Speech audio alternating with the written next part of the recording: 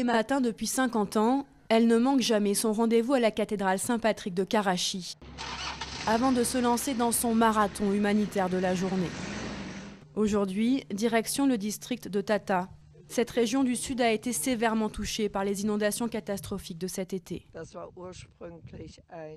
Ceci était à l'origine un village, puis les inondations sont arrivées. L'eau était tellement haute que toutes les maisons, ces huttes ont été détruites. Depuis que l'eau s'est retirée, l'association du Dr Pfau a fourni 40 kilos de semences à une centaine d'agriculteurs dont les récoltes ont été englouties par les inondations.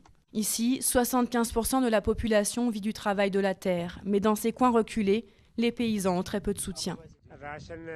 J'ai pu replanter des graines de colza et de la moutarde grâce à elle. Personne d'autre ne vient jusqu'ici sinon. Nous n'avons vu personne d'autre qu'elle et son équipe.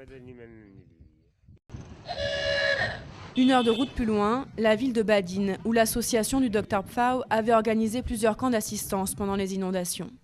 C'est dans ces camps qu'elle a rencontré ses nouveaux protégés.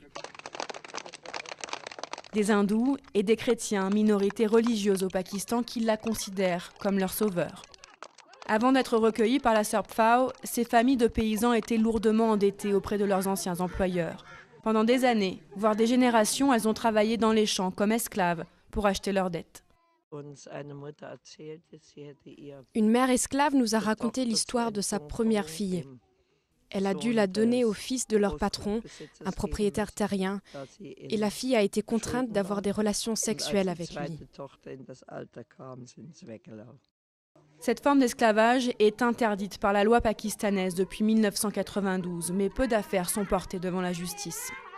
À 81 ans, Ruth Pfau compte bien s'engager dans ce nouveau combat, tout en assurant la réhabilitation des 5000 victimes des inondations dont elle s'occupe. Un travail de terrain qui devrait durer encore 2 ans.